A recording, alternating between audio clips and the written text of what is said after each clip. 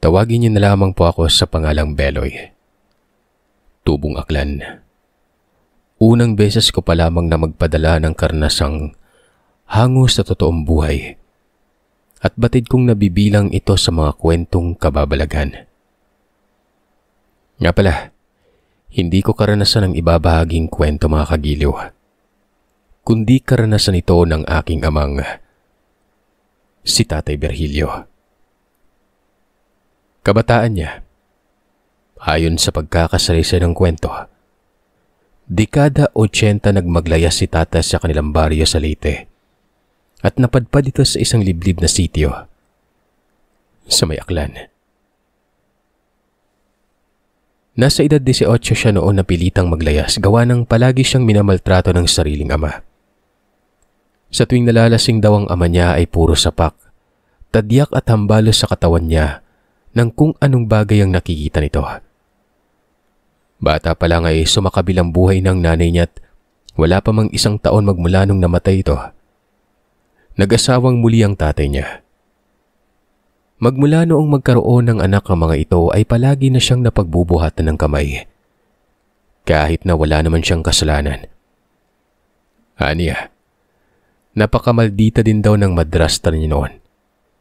Kahit na maliit na pagkakamali lamang ay nagsusumbong na kaagad ito sa tatay niya. Dahilan para mapagbuhatan na naman siya ng kamay. Noon ngang nag-edad na 18 ay doon na siya nagkalakas ng loob na umalis sa bahay nila. Nang gabing umalis siya ay bitbit ang bag na may konting damit at perang naipon. Sumakay ito ng bus at wala siyang pakialam kung saan man makarating. Ang mahalaga sa kanya ng mga panahon na iyon ay makalayo sa kanyang ama, na wala ngang ibang ginawa kundi ang pagbuhatan siya ng kamay. Lumipas ang mahigit 1 linggo na paglalagalag ni tatay. Napadpad siya ng Aklan. Doon ay may nakilala siyang matandang lalaki na nagngangalang Goryo. Nakilala niya si Mang Goryo nang minsang tulungan at iniligtas niya ito sa kamay ng mga taong nambugbog dito at pinipilit na nakawin ang perang kinita ng matanda. Ayon pa kay tatay, gabi noon at may panakanakang pagulan. Habang naghahanap siya ng mapaglilipasan sa gabing yon, ay natanaw niya ang nag-uupo kang lalaki na nasa 5 katao at parang may binugbog ang mga ito. Lalagpasan niya na lamang sana ang mga kalalakihan dahil ayaw niya makialam at baka siya naman ang pagbalingan ng mga yon. Umiiwas siya hanggat maaari. Hindi siya naroroon sa lugar na yon para maghanap ng gulo. Pero noong napalapit na ang ama ko, saglit siyang natigilan nang makarinig siya ng boses matanda noon. Sunod-sunod ang pag-impit noon na parabang naghabol na ng hininga. Nang titigan niya ng maigi kung sino ang binugbog ng mga kalalakihan, ay doon na nga malinawang nakita ni tatay ang lahat. Kitang-kita niyang isang matandang lalaking mahigpit na niyakap ang plastik na kulay pula. Pilit naman yung kinukuha at tinahatak ng mga kalalakihan pero ayaw talagang ibigay ng matanda. Kahit na pinagtatadyakan na ito at kung minsan ay sinasapak sa mukha nun. Matapos ngang masilayan ni tatay ay naawa siya sa kalagayan ng matandang ito. Nasa palagay niya ay mga nasa edad 60 mahigit na. Kung kaya naman ay walang pagdadalawang isip na mabilis niya itong sinaklolohan. Kamuntikan pang masaksak si tatay ng isa sa mga lalaking hinahambalos niya na napulot niya bago lumapit sa mga ito. Mabuti na lamang at nakailag siya noon. Pagkatapos nito ay muli niyang nampas ito ng bato sa ulo. Nagulat at natakot ang ilan pa sa kasama nito at nagtatatakbong palayo nang makita ang ginawa niya. Humandusay umano sa lupa ang lalaking natamaan ni tatay ng bato pero pilit itong tinutulungang makabangon. Nang isa sa mga kasamang hindi sumama sa pagtakbo doon sa mga nabahagang buntot. Nang makalayo na ang mga ito ay nilapitan niya ang matanda na nakahandusay pa rin sa lupa. Habang tinutulungan niya, amoy alak ito. Sa isip-isip pa ni tatay kaya siguro napagtripan ng mga kalalakihan pag nakawan ng matanda dahil sa alam na mga yung lasing ito at hindi na kaya pang lumaban. Manong, ayos lang po kayo? Magdahan-dahan lang po kayo sa pagkilos. Nag-aalalang saad ni tatay sa matanda matapos tulungang makabangon. Iika-ika namang tumako ang matanda at nagpasalamat sa kanya. Mabuti na lang at may tulad mo pang nakahandang tulungan ng katulad ko. Alam mo, bago ka dumating, ilang tao ang dumaan pero hindi man lang nila ako tinulungan. Mga walang puso. Ayos lang po yun. Sakto din naman kasi napadaan ako tapos nakita ko po kayong sinasaktan ng mga mokong na yun eh. Inalalayan niya makaupo ang matanda sa malapad na batong nasa gilid ng daan. Nang makaupo na ito ay kaagad niya nang kinuha ang saklay na ipinakiusap ng matandang kunin niya. Dahil tumaylapon yun sa gilid ng daanan. Matapos niyang iabot sa matanda ang saklay, tinanong niya ito kung ano ang ginagawa't bakit nasa may kadiliman ng daan yon. Tuloy ay napagtripan ito ng mga kalalakihan na balak pa siyang pagnakawan. Ayon kay Mang Goryo, pauwi na siya galing sa karatig baryo nang makasalubong niya ang grupo ng mga kabinataang mukhang sanggano. Dahil sa nakainom siya ng gabing yon, wala siyang lakas nung binalak na mga kawatang kunin ng perang dala niya. Papiyaw pa nga raw na natawa si Mang Goryo ng inkwento kay tatay na kahit lasing umano ito ay hinding-hindi niya binibitawan ng matanda ang pulang plastik na may lamang pera anuman ang mangyari. Malaki-laking pera umano kasi ang hawak niya at ipanggagastos niya ito sa karawan ng apo niya. Saan ka ba nakatira, iho? Saglit na hindi nakasagot ang aking ama. Hindi niya alam kung ano ang sasabihin sa matanda. Dahil sa wala siyang maiisip kung saan siya pupunta o kung kaninong bahay o kubo na naman siya makikitulog pambansamantala noon. Napahimas na lamang sa batok si tatay at nahihiyang nagwika na naglayas siya at kasalukuyang naghahanap ng matutuluyan. Nakaramdam siya ng pagkailang nung titigan siya ng matanda na para bang binabasang laman ng isipan niya. Nakakayaman pong aminin pero yun po talagang totoo. Hindi ko na kasi kayang tiisin pa yung pagmamaltrato ng tatay ko eh. Mahabang kwento. Hindi umimik ang matanda matapos magsalita ni tatay. Tahimik lamang itong nakatingin kong kaya't mas lalo siyang nailang dito. Hindi niya kasi alam kung ano ang tumatakbo sa isipan ng matanda nun. Paano po? Sige po, Mang Goryo. Alis na po ako. Mukhang kaya niyo naman na pong maglakad pa uwi sa inyo eh. Wika niya. Tapos ay naglakad na. Pero agad din siyang natigilan sa paglalakad nun. Sandali lang, iho. Kung gusto mo, doon ka na lang muna sa bahay ko manuluyan. Total kaming dalawa lang naman ng apo ko ang nakatira at sa tingin ko, pwede ka noon hanggat kailan mo gusto. Turan ng matanda na siyang ikinagulat ni tatay. Hindi makapaniwalang tumingin si tatay sa matanda. Gusto niya sanang matuwa pero hindi niya magawa sa pag-aakalang nagbibiro lamang ito. Ilang beses na kasing may nakaengkwentro siyang ganun tao sa palengke tapos kakausapin siya ng maayos at hihingi ng tulong sa kanya. Aayain siyang sa bahay na lamang tumira pero hindi naman pala.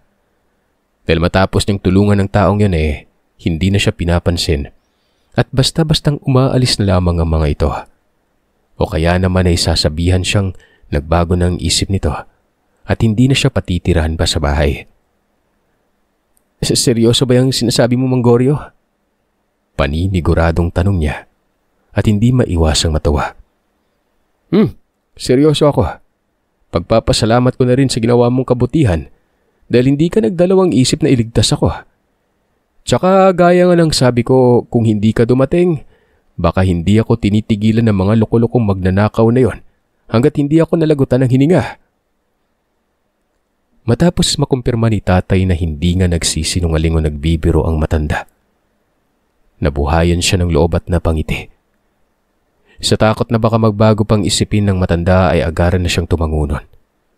Hindi na niya tinanggihan pa ang paanyaya nito at walang tigil sa pagpapasalamat dito. Paano? Halika't lumapit ka rito at alalayan mo na akong makatayo para makauwi na tayo sa bahay ko. Ayan ang matanda. Sabay kaway sa kanya. Walang pagsidla ng tuwang nararamdaman ni tatay at panay ang pagpapasalamat sa matanda. Tapos ay nagmadali na siyang lumapit dito at inalalayan ng matandang maglakad nun. Habang naglalakad ay maraming mga bagay-bagay ang ikinuwento ni Mang Goryo sa kanya. Makaraan ng mahigit 1 oras na lakaran, ay pumasok na sila sa isang sitio na napapalibutan ng talahiban at kawayanan. Medyo hindi magandang presensyang nararamdaman ni tatay sa lugar na yon. Dahil sa liblib na at iilan lamang ang mga kabahayan.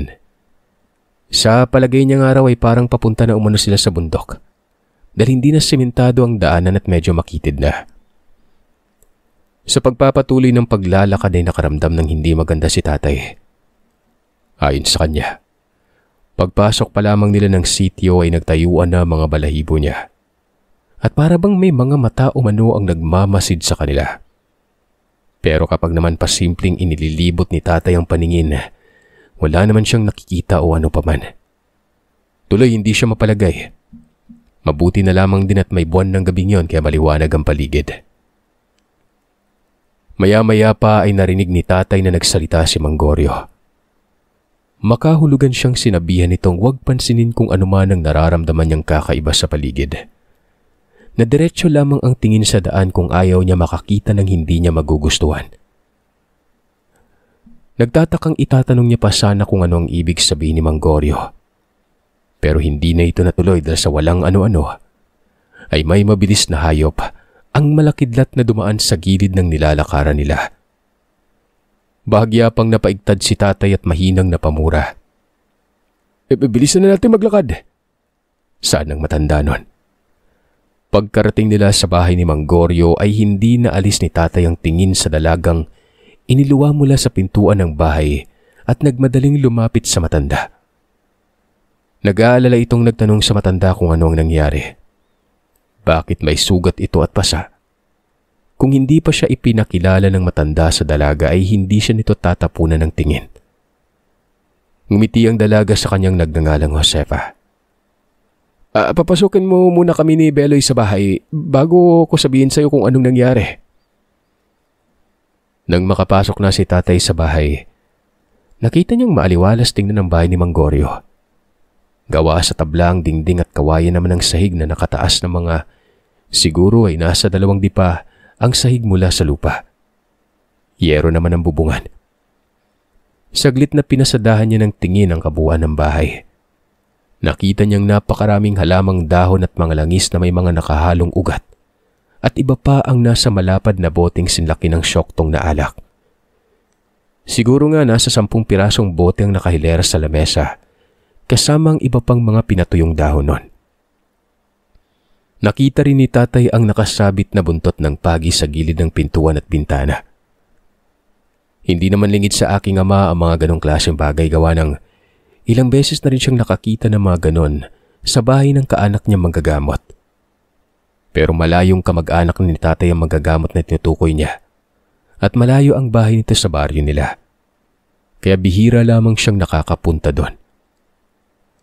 Unang tingin pa lamang sa mga bote ng langis at iba pa mga nakasabit sa bahay ng matanda, ay nahulaan niya na kaagad kung hindi manggagamot si Mang Goryo, ay isang albularyo o kaya na may antingero. Mang Goryo, mawalang galang na ho . Itatanong ko lang sana kung isa po ba kayo manggagamot? Hindi niya na napigilang tanong sa matanda at sandaling tinapunan ng tingin ng apo nitong dalaga. Pagkatapos ay ibinalik na ang tingin sa mga boteng nakalagay sa mesa. Mahinang natawa ang matanda at pinaupo siya bago ito nagsalita nun. Ang sabi ng matanda kay tatay, dati itong manggagamot. Pero ngayon ay tumigil na ito ayon na rin sa pakiusap ng apong si Josefa. Sa tuwing manggagamot daw kasi si Mang Goryo ay palagi na lamang nalalagay sa alanganin ng buhay niya. May mga pagkakataon kasing may mga nababangga siyang malalakas na mangkukulam o aswang. Kapag ganun ay nanghihina siya ng ilang araw at ayaw na ng apo niya na maranasan pa ito ng matanda. Kaya naman, gumagawa na lamang siya ng mga pangontra sa aswang na mga halamang gamot. Kung minsan ay nanggagamot pa rin siya kapag may mga pumupunta sa bahay nila at nakikiusap na gamutin ang mga ito. Pero ganun pa man ay pinipili umano ni Mang Goryo ang mga taong ginagamot niya. Kapag alam niyang malakas ang sumalbahe ay inaayawan niya at ipinapasa kaagad sa ibang manggagamot bago pa man makapanhik sa loob ng bahay nila. Saglit na tinitigan ni Mang Goryo ang aking ama bago ito nagsalitang, naramdaman umano nitong may dugong manggagamot si tatay. Tinanong ni Mang Goryo si tatay kung may kaanak ba siyang manggagamot noon. Tumango naman si tatay. Marami pa silang napagkwentuhan bago itinuro ni Josef ang silid na gagamitin ni tatay. Nang gabing yon ay payapang nakatulog ang aking ama sa pamamahay ng matandang nagpatuloy sa kanya. Paglapat na paglapat pangalang ng likuran niya sa banig at ipinikit ang mga mata. Wala pang ilang segundo, nakatulog na ito. Isang beses isinama siya ni Mang Goryo sa malawak na may isang pagmamayari niya. Halos hindi makapaniwala si tatay nang mapag-alaman niyang may kaya pala sa buhay ang matanda. May malawak itong maisan at taniman ng mga kamoting kahoy at sagingan na malapit lang din sa maisan na ito. Napakasimpleng tao lamang kasi ni Mang Goryo. Maging ang apo nga nitong dalaga ay napakasimple lamang din kung kumilos at manamit. Hindi mo sila mapag-aakalang may ganun kalawak na lupain. Maliban doon ay mabait silang maglolo. At may 2 tauhan din si Mang Goryo na siyang nag-aasikaso paminsan-minsan kapag may ibang lugar na pinupunta ng matanda. Noon ngang naglilibot sila sa maisan at taniman ng mga kamoting kahoy at sagingan. Kinausap ng masinsinan ni Mang Goryo ang aking ama. Habang naghahanap pa daw si tatay ng trabaho ay tulungan niya raw muna ito sa maisan. Malapit na kasi ang anihan ng mga mais nun. Kesa kumuha umano ito ng ibang tao ay si tatay na lamang ang kukunin niya. Kung gusto mo nga, dito ka na lang sa akin magtrabaho eh. Tulungan mo na lang ako dito at hatian kita sa mga kikitain ko. Alam mo, babae ang apo ko at hindi ko siya pinapayagang magtrabaho dito sa maisan. Ikinatuwa ito ni tatay.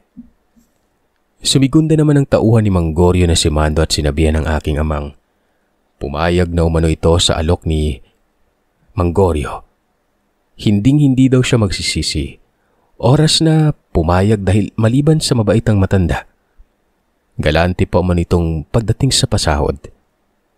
Kuminsan pa nga nagbibigay ito ng mga kamoting kahoy at bunga ng saging Tsaka pagkakataon mo ng porma ng apo ni Bossing.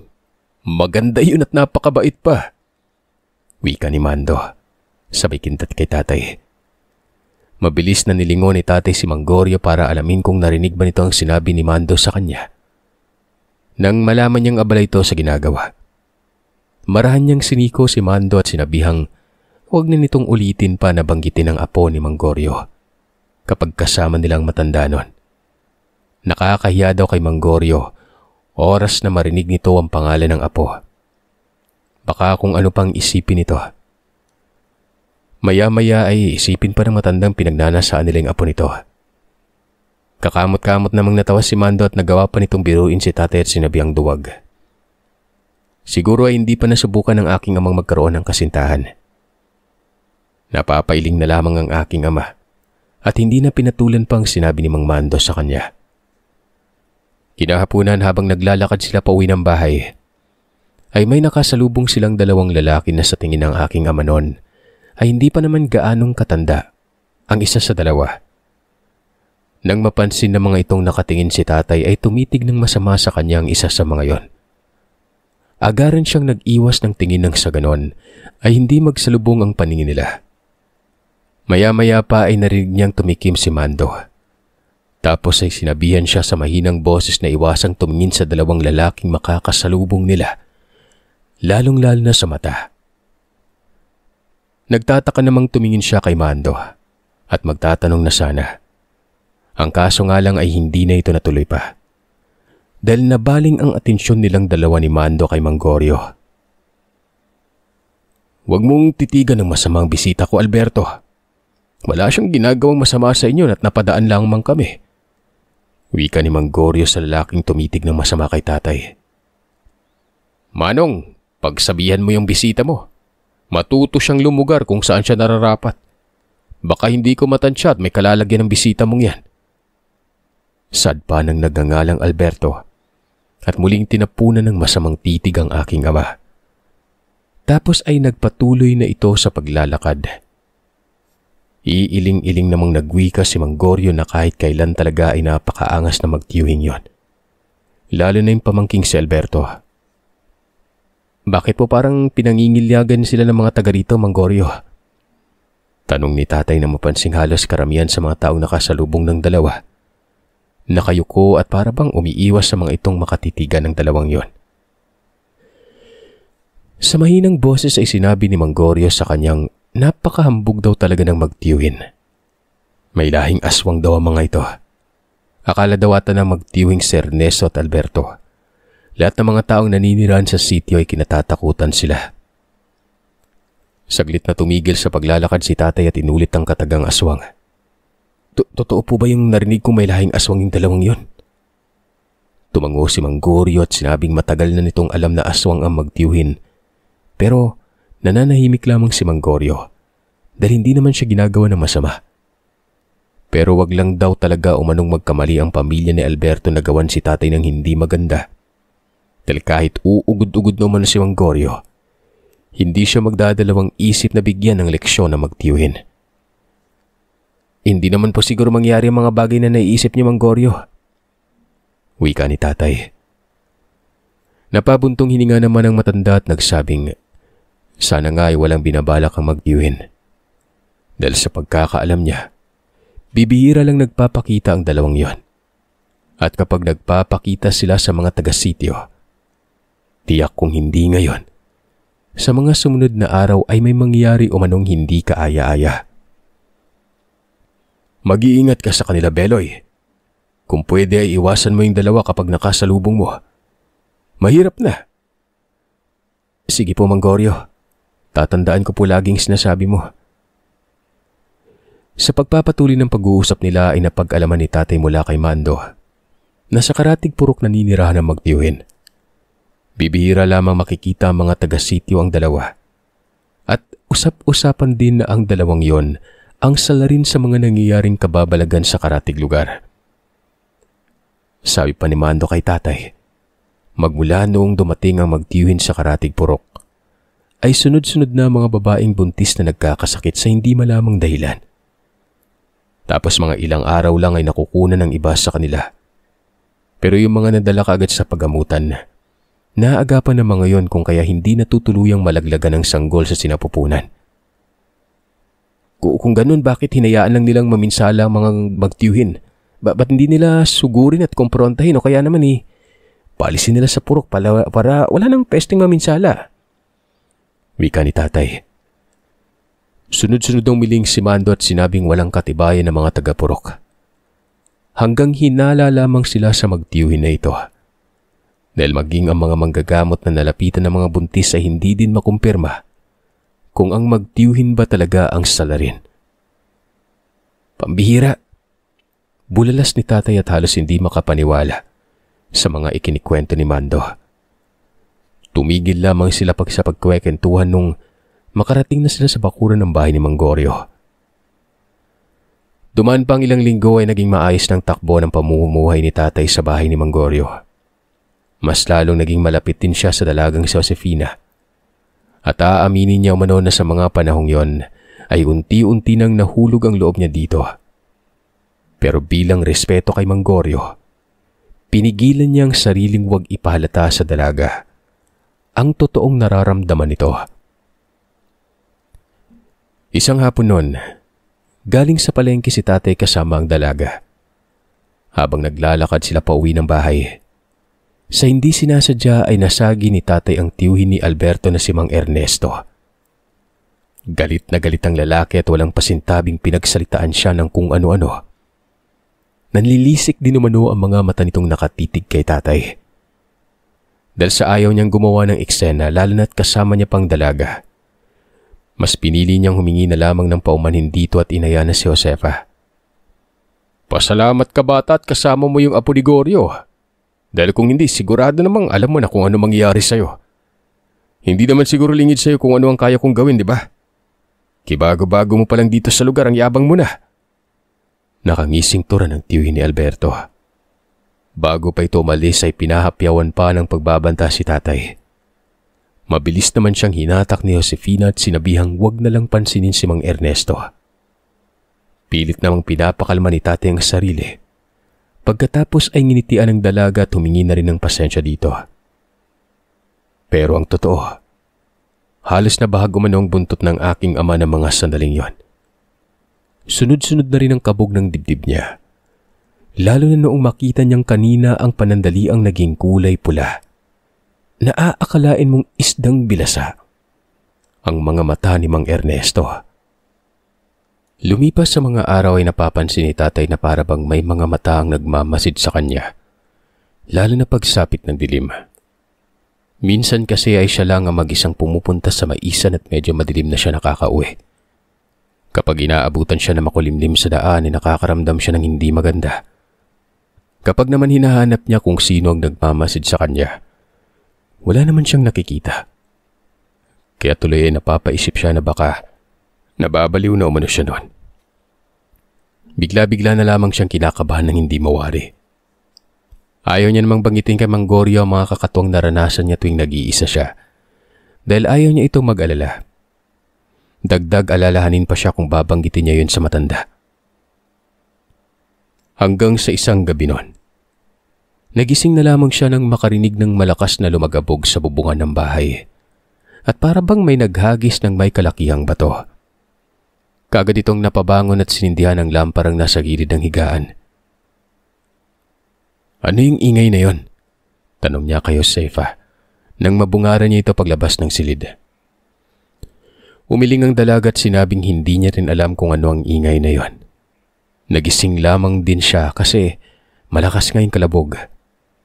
Nakita ni tatay si Mang Goryo na nakasilip sa siwang ng bintana noon. Nilapitan niya ito at tinanong kung anong nangyari. Mukhang hinahamon talaga tayo ng magtiyuhing. Binalaan ko na sila pero hindi sila nakinig. Matigas pang wika ni Mang Goryo nang hindi inaalis sa pagkakasilip sa labas ng bahay ang tingin. Agad namang nahulaan kaagad ni tatay kung sino ang tinutukoy ng matanda. Kaya napasilip na rin siya sa siwang. Noon ngang makasilip na nga siya sa siwang ay nanlaki ang mga mata nito at hindi nito napigilan ng sariling lukuban ng kilabot sa katawan. Nakita niya ang magtiyo sa bakuran ng bahay. Nakatayo at nanlilimahid ng langis ang katawan. Parang ipinanligo na nila. Umaalingasaw na rin ang mabahong amoy at masangsang ang paligid ng bahay. Maya-maya ay bigla na lamang umupo na parang aso ang tiyuhin ni Alberto. At sa isang kurap lang ng mga mata ni tatay, ay naglaho na lamang bigla ang mga ito. Dalawang nakakapanghilakbot na asong nagbabaga ang mga matang nagtaasan, ang mga balahibo ang nasilayan niya. Umaangil ang mga ito at walang tigil sa pagkutkot sa lupa na para bang naghahamon ng mga yon. Natatakot na tinanong niya si Mang Goryo kung ano ang gagawin nila. Hindi sumagot ang matanda. Napansin niya nagmamadali yung pumunta sa kusina at pagbalik ay may bit-bit na itong tabak. Tapos ay nakita niyang inusalan ng matanda ang tabak at pinahiran ng langis doon. Matapos itong gawin ni Mang Goryo ay inabot nito sa kanya ang tabak at nagwika nga. Halika na, labasin natin yung mga demonyong yon. Nang sa ganun ay matigil na sa panggugulo. Hindi titigil ang mga ito hanggat hindi natin nalalabasan eh. Kinakabahan man nilakasan na lamang ni tatay ang loob niya. Siyempre pagkakataon niya na yung magpakitang gilas sa dalaga. Nagtapang-tabangan siya para naman humanga na raw sa kanyang dalaga. At baka sakaling makuha niya umanong loob nito sa pamamagitan ng gagawin niya. Dahil sa nagpabibo, kung kaya naman nung buksan na nga ni Mang Goryo ang pintuan, ay dali-dali na siyang lumabas. Sa malakas na boses ay sinabihan niya pa ang matandang wang na itong lumabas ng bahay. Siya na daw ang bahala sa dalawang nilalang. Dahil sa siya naman talagang kailangan ng mga ito. Ganun ba? O siya, ikaw na yung bahala sa kanila. Tugon ni Mang Goryo sa kanya sabay tapik ng 3 beses sa balikat nito. Dali-daling naglakad palabas si tatay sa bakuran. Habang naglalakad ay panay ang pag-angil ng mga aswang at parabang atat na mga itong kalabanin siya. Bago pa man siya makalabas ng bakuran, huminga muna siya ng malalim at saka nagpatuloy na sa paglalakad. Saktong paglabas niya ng bakuran noon, ay mabilisan na siyang hinablot ng isa sa mga nakakapangilabot na nilalang. Kaya naman nawalan siya ng balanse at agarang sumalampak sa lupa. Naramdaman niya pang pagkalmot ng mahahabang kuko sa binti nito. Kaya't napasigaw siya nang wala sa oras nun. Maya-maya ay nasipat niyang aakmang lalabas ng bahay ang matanda para tulungan siya. Pero sumigaw ulit siya at sinabing huwag itong lumabas ng bahay at siya na umano ang bahala. Noon ngang aaktong dadamba na naman si tatay ng nilalang, ay mabilis na itong bumangon at walang habas na pinagtataga ang mga aswang na nagtangkang lumapit. Kahit na nahihilo at ramdam ni tatay ang pananakit ng katawan dahil sa sugat na natamo, hindi siya nagpatinag. Bagkos ay mas nilakasan niya pa ang loob at inisip na lamang ang kapakanan na maglolo. Nagpapakabayani pang tatay ko kahit wala naman siyang karanasan kung paano makipagsagupa sa aswang nun. Hindi din siya manggagamot at mas lalong wala siyang alam sa mga orasyon. Lakas ng loob at yabang lamang ang baon niya sa dibdib nun. Ilang sandali pa ay nakipagdumungan na ito sa dalawang aswang. Pero kahit na anong gawin niya, ay hindi niya matalo-talo kahit isa man lamang sa mga ito. Sadyang napakalakas umano ng dalawang nilalang. Nung pinagkakalmot na siya ng mga ito ay nasipat niya si Mang Goryo. Mabilis itong tumatakbo papalapit sa kanya. At walang ano-ano'y malakas na hinablot ang nilalang na nakadagan. Tapos ay walang habas na pinaghahambalos ng buntot ng pagi. Gulat na gulat ang aking ama sa ginagawa ni Mang Goryo. Dahil sa parang hindi ito ang matanda kong kumilos. Sobrang lakas, maliksi gumalaw. Malayong malayo sa katawang lupa nito ang liksi at lakas na nakikita niya. Noon ngang sumigaw na ang matandang tulungan niya ito at huwag na siyang tutunganga pa ay saka pa lamang siya natauhan. Mabilis siyang tumayo at agarang isinaksak ang nilalang na akmang lalapit na sa kanya. Sa paglipas ng sandali ay nakita niya na lamang na marahan ng nagsipag-atrasa ng dalawa. Habang sapu-sapu ang kanyang sugat mula sa tabak na hawak niya. Bago pa man kumaripas ng takbo palayo ang dalawa, ay pinagbantaan ng mga ito ni Mang Goryo. Kinabukasan ay pinunta nila ang bahay ng mayabang na magtiyuhin pera kung paramahin kung naroroon pa ba ang mga iyon. Pero pagdating nila sa bahay na magtiyo, wala na silang nadatnan. Nakita nila na may mga patak ng dugo at ang mga basag na bote ng langis na umaalingasaw pa ng napakabaho. Bago nila nilisan ang kubo na magtiyuhin, ay may mga inusal na orasyon si Mang Goryo. Pagkatapos ay dumura ito ng 3 beses sa paanan ng kubo nun. Bago muling bumigkas ng orasyon at inihip sa pintuan ng bahay. Magmula nang mawala sa purok ang magtiyuhin, ay natahimik ang usap-usapan patungkol sa aswang. Hindi na rin nakakaramdam si tatay ng mga matang nagmamasid sa kanya kapag inaabutan siya ng dilim sa trabaho.